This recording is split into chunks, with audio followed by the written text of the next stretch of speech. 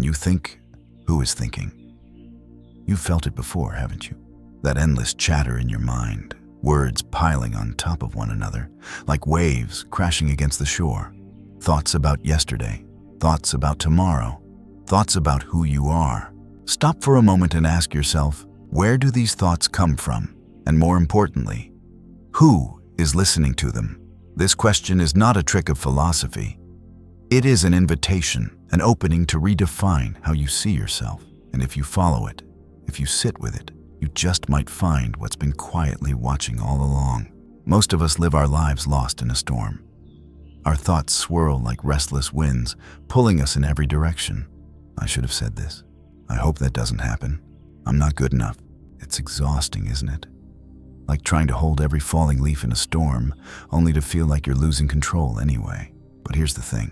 You're not the wind. You're not even the storm. You think you are.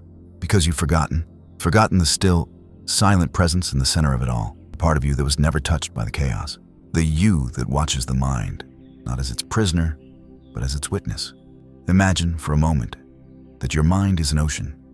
Your thoughts are the waves, rising, crashing, dissolving into the vastness. Some waves are soft, soothing, and calm. Others are wild, chaotic, and overwhelming. The waves may seem separate, like they have a life of their own. But here's the truth. No matter how powerful or turbulent they are, they always return to the ocean. And what is the ocean, if not the still, endless presence that holds it all?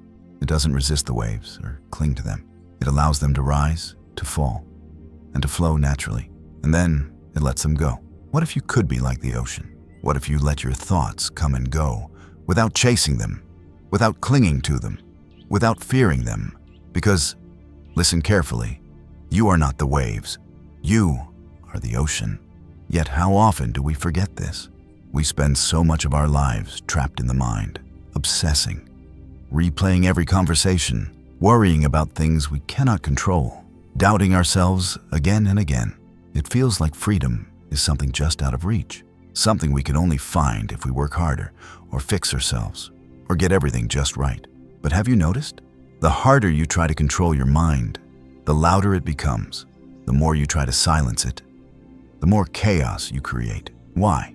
Because the mind is not a problem to solve, and peace is not something you achieve outside of yourself. True peace begins the moment you stop trying to fight the storm, the moment you remember you are the sky, not the clouds. Close your eyes right now. Take a deep breath in, slowly. Let it fill your lungs. Now exhale, gently, softly. Feel the air as it leaves your body. Notice the stillness between breaths. Notice the quiet beneath the noise. Now, allow a thought to arise. Any thought, whatever comes naturally. And as you watch it, ask yourself, who is noticing this thought? Who is the awareness looking at it? Who is observing it move, like a cloud drifting through the vast expanse of the sky? Do you see it? You're not inside the thought.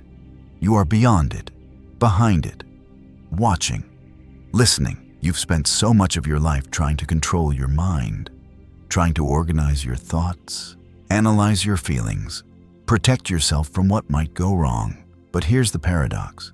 The more you cling to control, the more life slips through your fingers. It's like clutching water. You hold on tighter, and the water only escapes faster. So what if you let go? What if you stop trying to control the thoughts and simply let them flow? Not as your opposition, but as something passing through. Because here's the truth.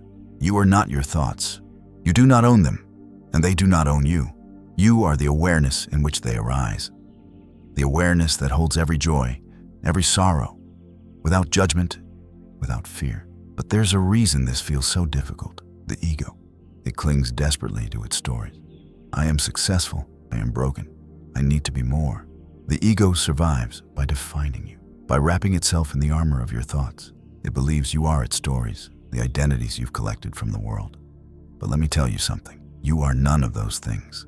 Your true nature cannot be captured by a word, or a label, or a story. You are not your name. You are not your fears. You are not your failures or your triumphs. You are the awareness behind it all. Silent, infinite, whole. Come back to this moment. Take one more deep breath. Inhale. Feel the breath enter your chest, your lungs, your body. Now exhale. releasing any tension, any pressure you've been holding. Notice the simplicity of this moment. No past, no future, just this breath, just this stillness. What does it feel like to simply be, to rest, to trust?